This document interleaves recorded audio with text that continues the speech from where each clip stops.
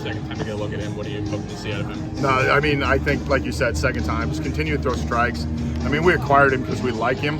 It's just he's a little bit behind, so it's just kind of ramping up his workload. Is he really that much behind, though, just given the timeline of when you guys signed him and building up the body of work? Not a ton, because he had thrown live BPs before he came in. It's just when you get him with your group and then against other hitters, that would be the reason I would kind of use that terminology. And by all indications, but no, all indications he's fine. In terms of like being ready for the season, no, nothing there of any concern.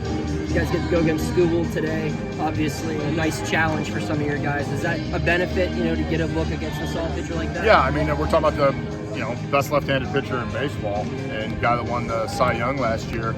It's one of those things that you're in spring training where you're still not setting your lineups. So some guys get some tough left-on-left matchups because of it. But it's always good to face guys of this caliber and quality arms in spring training. Just kind of see where you're at.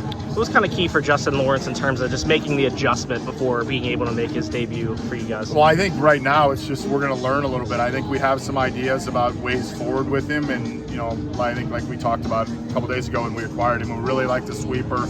We got to make sure the fastball usage is on the plate. That's going to be really important. So right now it's just kind of information gathering as we get to know him a little bit. I'm going to try my hand at the first base question.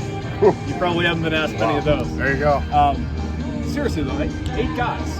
I don't know how many have started. You've played a lot. You've had to rotate a lot logistically. Like, what are the challenges of that? And how do you feel like you guys have done so far, being fair to the guys, but also getting warmers? I think that's the thing that we're probably the most thoughtful about, is trying to be fair. I mean, we do have an open competition there.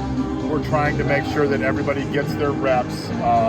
It's fallen a lot on Donnie and Mindy just because of the early work. There's a ton of early work going on every morning to make sure guys are getting different things. I think as we get farther into camp, we're going to try to be able to narrow, who we think is going to be over there more consistently. But it is a little bit of a challenge right now. Can you read into, and here's why I'm asking that. I was talking to some guys about this morning. They were all saying that, Horwitz has been helpful.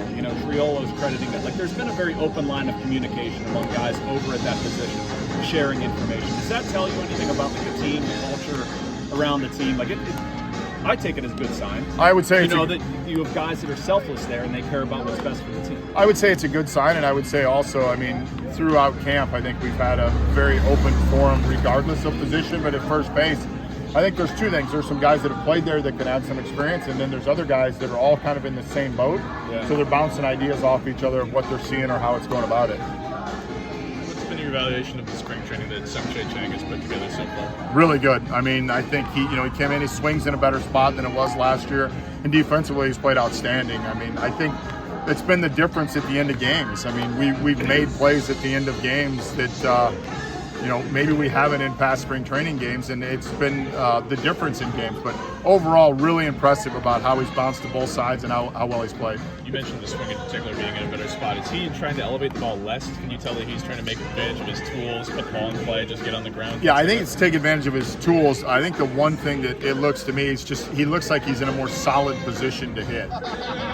What's your thoughts on Emmanuel Valdez so far? We asked about how you guys find a spot for him here, but how have you seen him swing the bat so far? He swings the bat. I think coming in, it's just a matter of where he fits defensively, bouncing around, and that's why we tried to play him in different positions. But he knows how to navigate an AB. Has first base ever been? Is he ever been in those discussions for first base? Yeah, I think he actually played. He's played 4 or 5 innings there. Yeah. We may see him there again. But yeah, there's to Jason's point, there's a ton of guys that have been over there. So it's just finding the reps for everybody. He's played spring training reps here at first? I missed that. No. Yeah, it might have been in back half of the game. Okay, so. All right. With the way that guys like Endy, Henry, even JD have competed here this spring, do you anticipate having to make some tough decisions in terms of the catcher position? I think that's going to be a challenging. We knew coming into the spring that it was going to be a challenging decision. And right now we haven't made any, and I think all 3 guys have performed really well. Yeah.